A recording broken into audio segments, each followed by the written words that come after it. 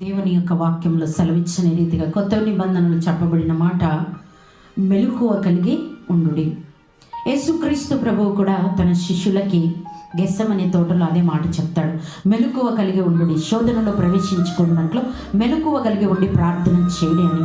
కొత్త నిబంధనలు చూస్తే 365 సార్లు మెలకువ కలిగి ఉండుడి అనే మాట రాయబడింది.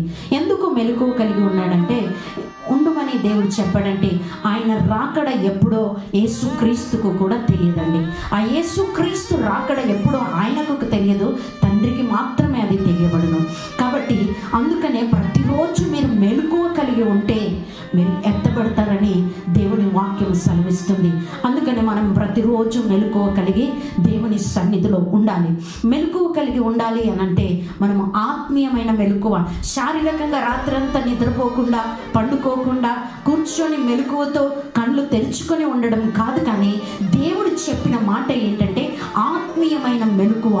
ఆత్మీయంగా మెలకువగా ఉండడం ఎలాగా అంటే, దేవుని యొక్క వాక్యంలో చూసినట్లయితే మన ఎదుట సాతాను గర్జించే సింహం వలె ఎవరిని మింగుతున్నా అని ఎదురు చూస్తూ లోకమంతా తిరుగుతూ ఉంది.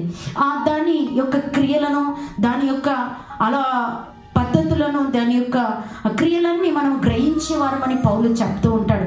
సాతాను తంత్రములను ఎరగని వారము కాదు అనే వాక్యం సెలవిస్తుంది. మనం సాతాను తంత్రములను ఎరిగి వాటిని గ్రహించి వాటిలో పడకుండా మనము మెలకువగా ఉండాలి. సాతాను ఏ వల వేసినా ఆ వలలో చిక్కకుండా మనము తప్పించుకొని ఉండడమే మెలకువ కలిగి ఉండడం. దేవుడు వాక్యం సెలవిస్తుంది, ఆయన రాకడలో ఎవరు ఎత్తబడతారు అని అంటే, అక్కడ చూస్తే ఇద్దరు పండుకుంటారంట, కానీ ఒకడు ఎత్తబడతాడు, ఒకడు విడువబడతాడని వాక్యం సెలవిస్తుంది. ఎందుకు ఒకడు ఎత్తబడ్డాడు, ఒకడు విడువబడ్డాడు అని అంటే, ఒకడు ఆత్మీయమైన నిద్రలో ఉన్నాడు, ఒకడేమో శారీరకమైన నిద్రలో ఉన్నాడు.